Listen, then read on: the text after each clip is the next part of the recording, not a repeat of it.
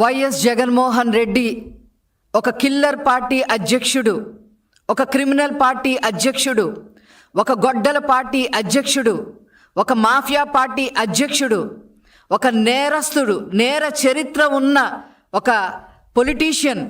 ఇతని గురించి ప్రపంచవ్యాప్తంగా కొన్ని యూనివర్సిటీల్లో రీసెర్చ్ కేస్ స్టడీ కింద కూడా అందరూ కూడా ఇతని చరిత్ర, నేర చరిత్ర చదువుతున్నారనే విషయం అందరికీ కూడా తెలిసిందే.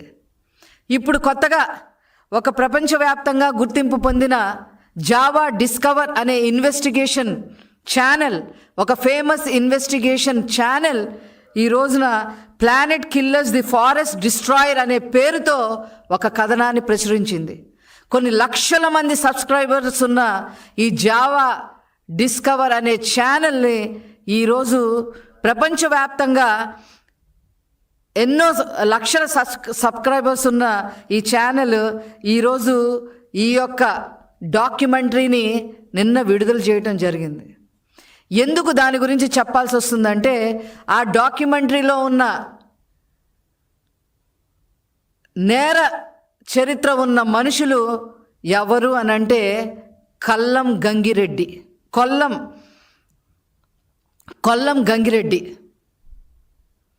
ఈ కొల్లం గంగిరెడ్డి ఎవరు అని చెప్పి మనం ఆలోచిస్తే రాష్ట్రంలో ప్రతి ఒక్కరికి తెలుసు.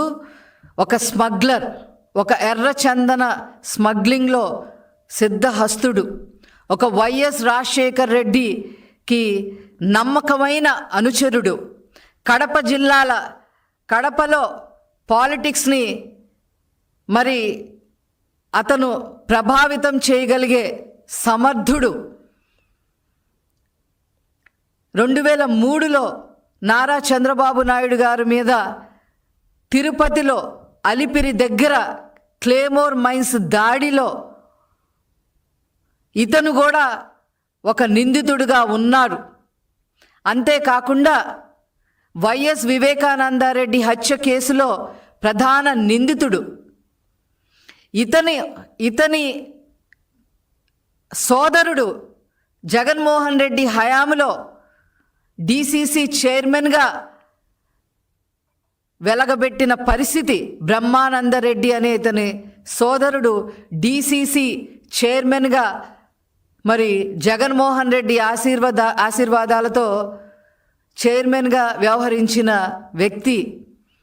ఇలాంటి అతను ఈరోజు ప్రపంచ స్థాయిలో ఇతని నేర చరిత్ర మూలాలు, రాజకీయ మూలాలు మొత్తం బయలు చేసిన పరిస్థితి నిన్న. దీని గురించి వైసీపీ ఏం సమాధానం చెప్తుంది అని చెప్పి ఈ సందర్భంగా నేను అడగదలుచుకున్నా. మీరు ఎలాంటి వాళ్ళని ఎంకరేజ్ చేశారు? ఎలాంటి వాళ్ళని జైలు నుంచి తప్పించారు? ఎలాంటి వాళ్ళతో మీరు సత్సంబంధాలు పెట్టుకొని మరి ఆ కుటుంబానికి రాజకీయ పదవులు కట్టబెట్టారో మొత్తం తేట తెల్లమయ్యింది. ప్రపంచ స్థాయిలో ఉన్న పరిచయాలతో, ప్రపంచ స్థాయిలో ఉన్న కంపెనీలతో పరిచయాలు పెంచుకొని ఆ కంపెనీలన్నిటినీ ఈరోజు ఆంధ్రప్రదేశ్కి ఏ రకంగా తీసుకొస్తున్నారో నారా చంద్రబాబు నాయుడు గారు మీరు అందరూ చూశారు. ఈ జగన్మోహన్ రెడ్డి ప్రపంచ స్థాయి స్మగ్లర్తో, నేర చరిత్రతో ఉన్న వ్యక్తులతో సావాసం. నారా చంద్రబాబు నాయుడు గారు ప్రపంచ స్థాయి కంపెనీలతో సావాసం చేసి అవి ఆంధ్ర రాష్ట్రానికి ఎలా ఉపయోగపడతాయో ఆలోచించే నాయకుడు. ఈ రకంగా మరి జగన్మోహన్ రెడ్డి మొన్న ఎవరో అంటూ ఉన్నారు, మొన్న వాళ్ళ పార్టీలో మహిళా నాయకులు అంటూ ఉంటున్నారు, మా పార్టీని గొడ్డల పార్టీ అంటారా అని గింజుకుంటూ ఉన్నారు. ఇట్లాంటి వాళ్ళని ఎర్రచందనం స్మగ్లింగ్లో గొడ్డళ్ళన్నీ ఇడుపులపాయ నుంచే వెళ్ళాయి అనే విషయం ఆ మహిళా నాయకురాలు తెలుసుకోవాలి. వివేకానందరెడ్డి హత్య కేసులో గొడ్డలితో ఒకసారి కాదమ్మా, ఒకసారి నెత్తి మీద ఒకసారి గొడ్డలతో కొట్టడం కాదమ్మా, 7 సార్లు నరికి చంపారు. ఈ యొక్క పార్టీని గొడ్డల పార్టీ అనక ఇంకేమంటారు అని చెప్పి ఆ మహిళా నాయకురాల్ని నేను అడగదలుచుకున్నా. ఇలాంటి నేర చరిత్ర ఉన్నవాళ్ళు ఈ వైసీపీ జగన్మోహన్ రెడ్డి ఏ రకంగా అయితే 30 కేసులు క్రిమినల్ కేసుల్లో ఉన్నారో, ఏ రకంగా బెయిల్ మీద తిరుగుతున్నాడో, అదేవిధంగా అయితే అనుచరుడు కొల్లం గంగిరెడ్డి 27 కేసులతో ఈరోజు చక్కగా బెయిల్ మీద బయట తిరుగుతూ ఉన్నాడు. వీళ్ళ యొక్క మూలాలు ఈరోజు రాష్ట్ర స్థాయి కాదు, దేశ స్థాయి కాదు, ప్రపంచ స్థాయిలో మరి వీళ్ళ యొక్క హీన చరిత్ర, నేర చరిత్ర మరి ఎక్కింది అని చెప్పడంలో ఏమాత్రం సందేహం లేదు. దీనికి మీరు ఏం సమాధానం చెప్తారని చెప్పి ఈ సందర్భంగా అడుగుతా ఉన్నాం. మాట్లాడితే జగన్మోహన్ రెడ్డి విజయవాడను వదిలిపెట్టి, తాడేపల్లిని వదిలిపెట్టి, ఈ రాష్ట్రాన్ని వదిలిపెట్టి మాట్లాడితే బెంగళూరులోనే ఉంటారు.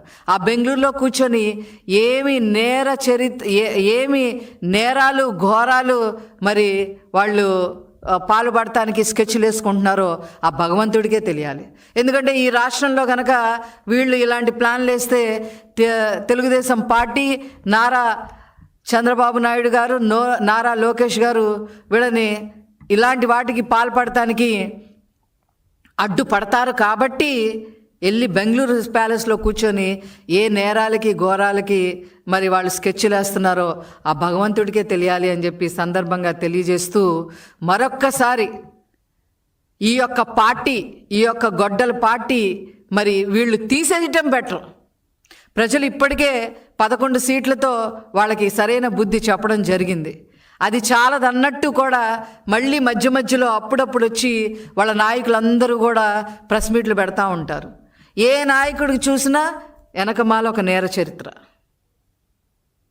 అలాంటి నాయకుల్ని పెట్టుకొని వాళ్ళ చేత ప్రెస్ మీట్లు పెట్టించడమే కాకుండా అవాస్తవాలతో, పచ్చి అబద్ధాలతో తెలుగుదేశం పార్టీని, మా నాయకుల్ని దుమ్మెత్తి పోసే ప్రయత్నం చేస్తూ ఉంటారు. మీకు అవసరమా అసలు ఈ పార్టీ? ఈ ఒక రాజకీయ పార్టీ మీకు అవసరమా? ఇవన్నీ తెలియజెప్పడానికే ఈరోజు నేను ఈ ప్రెస్ మీట్ పెట్టడం జరిగింది. ఇంకా ఎంతమంది ఈ జావా డిస్కవర్ అనే ఇన్వెస్టిగేషన్ ఛానల్లో మరి వైసీపీ నాయకులు రాబోతున్నారో ముందు మీరే చూస్తారు. Thank you. తెలుగుదేశం పార్టీని, మా నాయకుల్ని దుమ్మెత్తి పోసే ప్రయత్నం చేస్తూ ఉంటారు. మీకు అవసరమా అసలు ఈ పార్టీ? ఈ ఒక రాజకీయ పార్టీ మీకు అవసరమా? ఇవన్నీ తెలియజెప్పడానికే ఈరోజు నేను ఈ ప్రెస్ మీట్ పెట్టడం జరిగింది. ఇంకా ఎంతమంది ఈ జావా డిస్కవర్ అనే ఇన్వెస్టిగేషన్ ఛానల్లో మరి వైసీపీ నాయకులు రాబోతున్నారో ముందు మీరే చూస్తారు. Thank you.